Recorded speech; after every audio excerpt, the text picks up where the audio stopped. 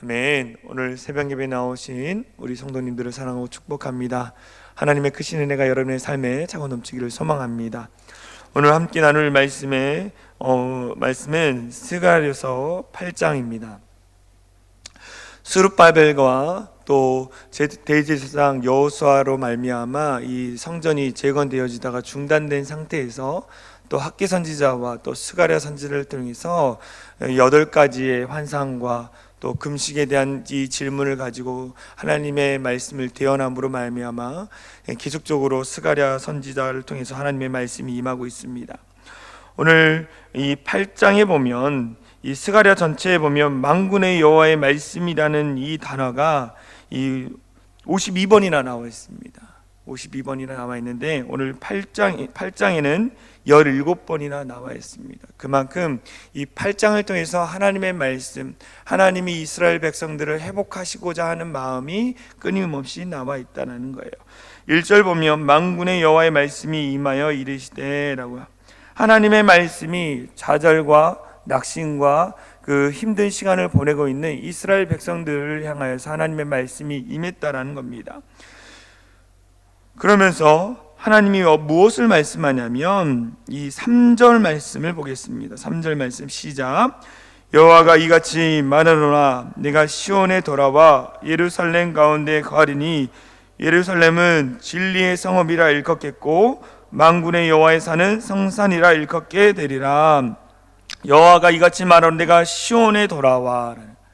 하나님이 돌아오시겠다라고 말하고 있습니다. 하나님이 이 이스라엘 백성들과 함께 하셨고 그들을 하나님의 백성 삼아 주셔서 그 하나님이 원하시는 길로 인도하셨다라는 거죠. 그런데 그들이 무엇을 했습니까? 하나님을 떠나고 우상을 섬기는 일들을 했다라는 거죠. 이 에스겔 선지자의 그 말씀을 보면 이 성전 문지방에서 하나님의 영광이 떠남으로 말미암아 바벨론이 공격을 들어와서 성전이 불태워졌습니다. 이 성전 안에는 하나님의 영광이 가득했다라는 거예요. 그런데 그들이 우상을 섬기고 거짓된 일들을 행함으로 말미암아 하나님의 영광이 떠나버렸다라는 거죠. 오늘날 한국 교회 가운데 하나님의 영광이 가득할까요? 하나님의 영광이 떠났을까요? 가득합니다. 할렐루야. 우리 믿는 자들, 특별히 새벽에 나와서 기도하는 자들 통해서 하나님의 영광이 이곳에 가득하다라는 거예요. 그런데 이스라엘 백성들이 하나님의 영광을 떠나버리는 우상 숭배함으로 말미암아 하나님의 영광이 떠났고 그로 말미암아 그들의 성전이 불태워 없어졌습니다. 그리고 그들은 이 바벨론의 포로로 끌려가서 포로로서 그런 삶을 살았다라는 것. 그런데 다시 그들이 회복되어져서 예루살렘에 와서 그들에게 하나님의 말씀이 선포되어지니 뭐라고 말씀합니까? 시온에 돌아와 예루살렘 가운데 거하리니 예루살렘은 진리의 성읍이라는 거예요. 하나님의 말씀이 선포되어지는 진리의 성읍이라고 이야기합니다. 예루살렘이라는 이 도시의 이름은 평화의 도시입니다. 평화의 도시. 이 평화의 도시가 하나님 앞에 죄악을 범함으로 말미암아 이 평화가 있는 것이 아니라 불안과 우울과 좌절이 있다는 거예요. 다시 말하면 믿는 자들을 통해서 그 가정이, 그 나라, 그 민족이 평화의 공동체가 되어진다는 겁니다. 할렐루야. 왜 그렇습니까? 전능하신 하나님 나와 함께 하시고 그 하나님 앞에 우리가 간구하고 하나님 앞에 기도하기 때문에 하나님이 일하시기 때문에 우리가 있는 곳이 평화의 공동체가 되는 거예요. 할렐루야. 이 믿음을 가지고 살아가는 우리 모두가 되어지기를 소망합니다. 그래서 여러분이 영적인 파수꾼이 이 새벽에 나와서 여러분이 하나님 앞에 간절히 기도하는 기도 제목이 무엇입니까? 하나님의 나라를 위해서도 기도하고 여러분의 자녀들을 위해서도 기도하고 여러분이 가지고 있는 삶을 위해서 기도하고 그 기도를 통해서 하나님이 응답하여 주심으로 말미암아 그 땅이 평화의 도시가 된다라는 거예요. 오늘 이 스가랴 선지를 통해서 평화의 도시 예루살렘의 진리의 성읍이 되고 여호와 하나님의 성산이라 일컫는 거룩한 곳이 될 것이다라고 고백하고 있습니다. 근데 그 거룩한 곳이 회복되어진다라는 거예요. 왜 회복을 이야기했을까? 지금 성전을 재건하기 위해서 왔던 그 이스라엘 백성들 중에는 이전에 솔로몬 성전을 봤던 사람도 있고 솔로몬 성전을 보지 못했던 사람도 있었어요. 바벨론의 포로로 끌려가서 다시 와서 성전을 짓는데 이전에 솔로몬의 성전을 봤던 사람들은 지금 이 지어지는 성전을 보면서 너무나 초라한, 그래서 그 마음에 낙심과 좌절이 있었어요.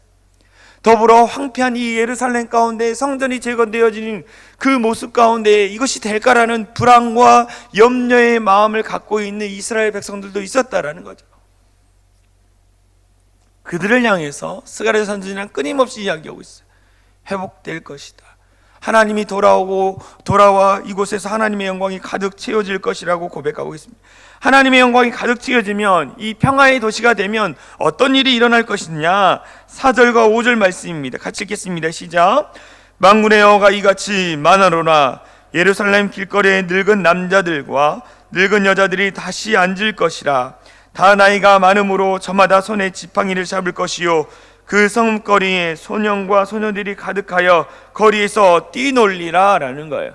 평화의 도시가 되면 노인들과 어린아이들이 제각각 나와서 그 거리에서 뛰놀며 함께 이야기를 나누겠다라는 거예요. 평화의 도시가 되면 그것이 될 거라고 하나님이 스가랴 선지자를 통해서 선포하고 있습니다. 우리 안에 불안과 염려가 있으며, 특별히 코로나19로 말미암아 이 놀이터와 또 공원에 사람들이 별로 없어요. 왜 그렇습니까? 불안하기 때문이에요. 염려가 되기 때문입니다. 그런데 예루살렘에도 마찬가지 그러한 일들이 있었다는 거예요. 불안하고 염려하기 때문에 노인들이 또 아이들이 나와서 함께 어울리지 못했다라는. 그러나 성전이 재건되어짐으로 말미암아 하나님의 영광이 다시 그 성전에 가득하면 이러한 일들이 일어나겠다는 거예요. 우리가 무엇을 놓고 기도합니까? 하나님의 나라를 위해서 기도합니다. 하나님의 나라가 우리의 가정에, 우리의 공동체에, 이 나라 이 민족 가운데 임하도록 여러분 기도하고 있지 않습니까? 하나님의 나라, 하나님의 영광이 다시 이 나라 이 민족 가운데 가득 채워지면 다시 우리가 일상 가운데 회복되어지고 기쁨을 누리게 되어진다라는 거예요. 그러면서 무엇을 말하냐면 12절 말씀 보겠습니다. 12절 같이 읽겠습니다. 시작. 곧 평강의 씨앗을 얻을 것이라.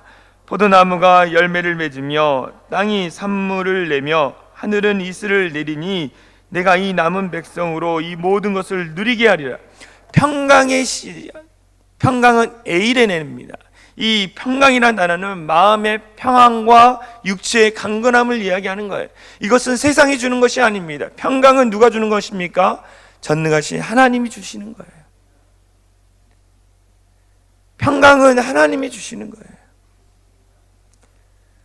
하나님의 영광이 성전에 가득 채워지면 하나님이 주시는 평안함과 강건한 마음이 우리 안에 있게 되어지는 거예요.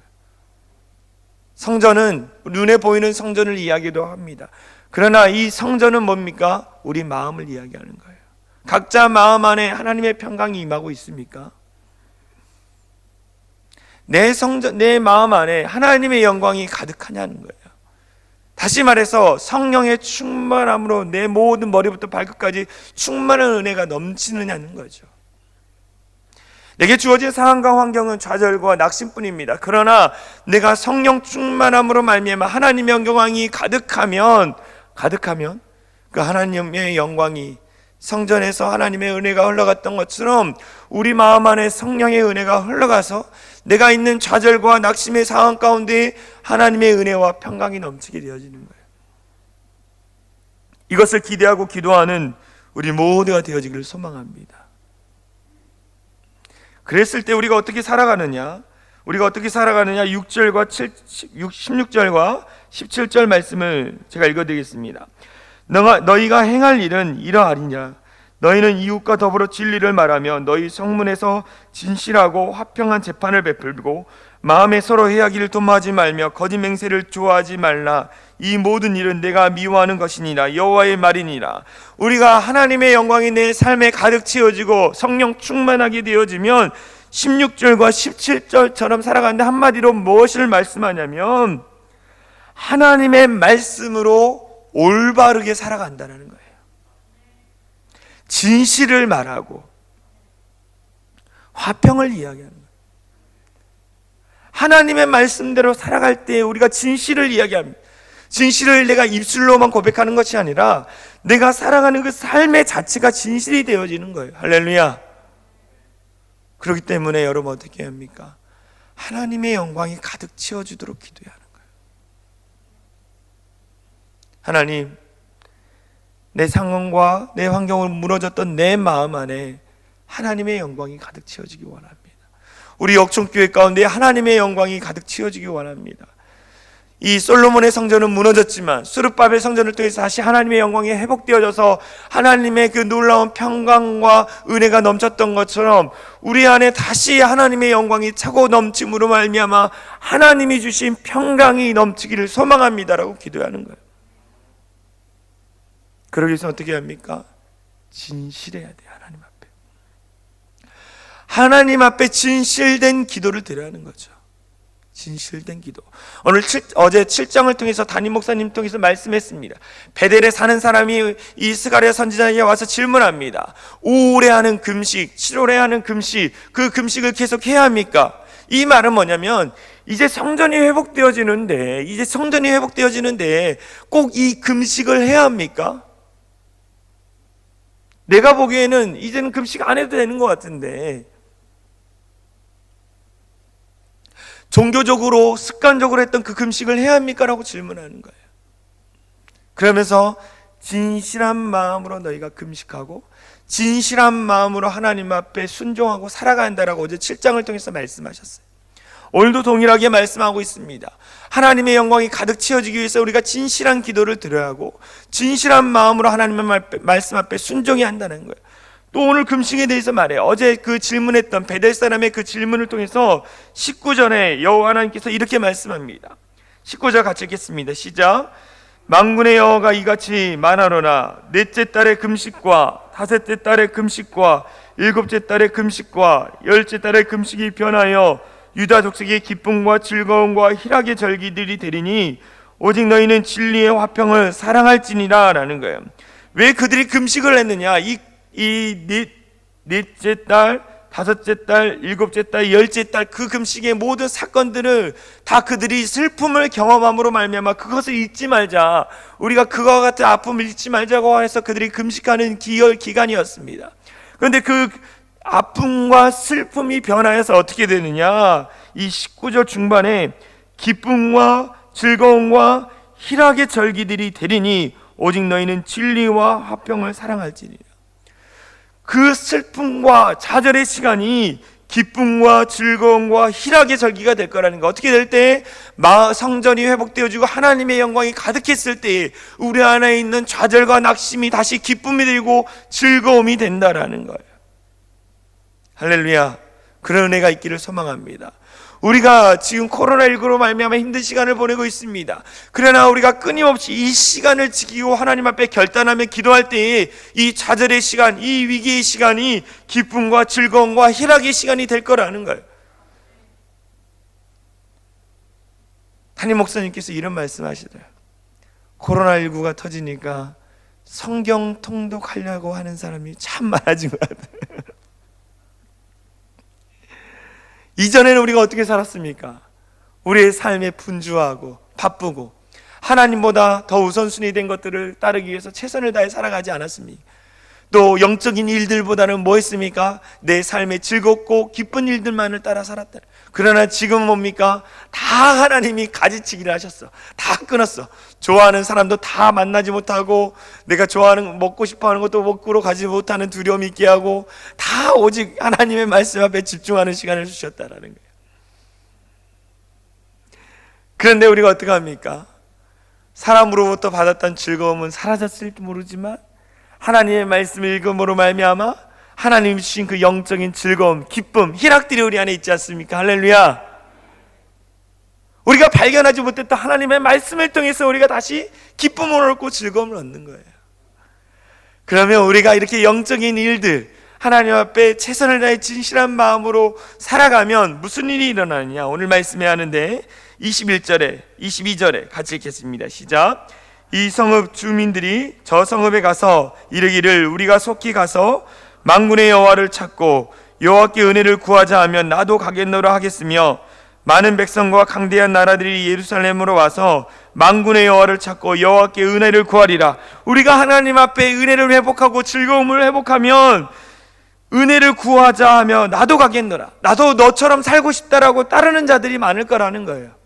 우리가 영적으로 하나님 앞에 은혜 가운데 살아가면 나도 예수 믿고 싶어, 나도 교회 나가고 싶어 라고 고백하는 자들이 많아진다는 거예요.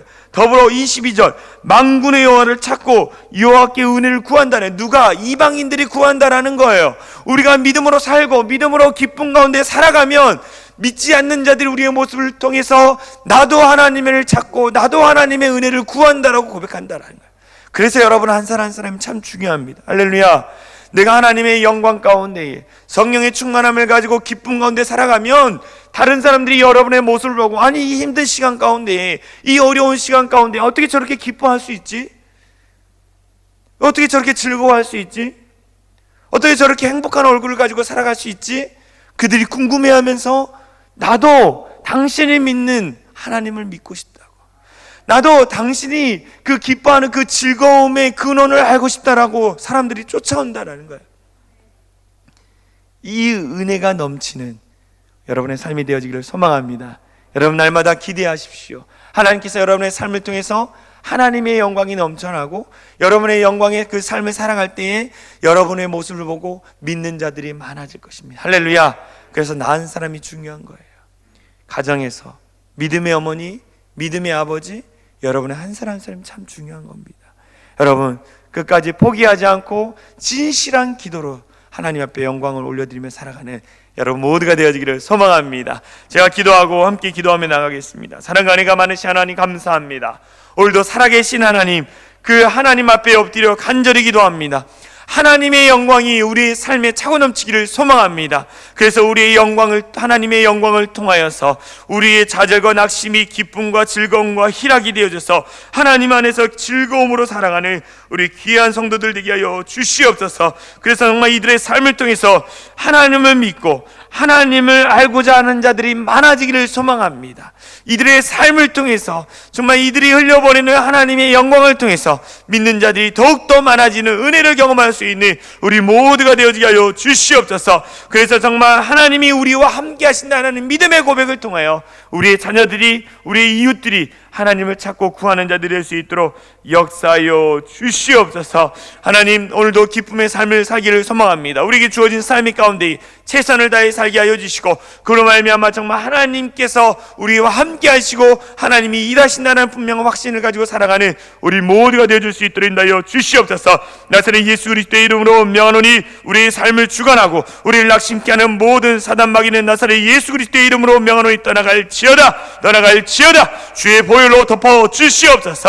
우리 안에 정말 주님의 보혈로 날마다 새로우며 기쁨 가운데 살아가는 우리 모두가 될 수 있도록 역사하여 주시옵소서. 그렇게 하실 주님을 찬양하며 우리를 구원하신 예수 그리스도의 이름으로 간절히 기도하옵나이다. 아멘. 이 시간 주여 한번 했으며 간절히 기도하며 나가겠습니다. 기도합니다. 주여, 사랑과 은혜가 많으신 하나님 감사합니다. 오늘도 살아계신 하나님 앞에 엎드려 간절히 기도하며 나갑니다. 하나님 진실한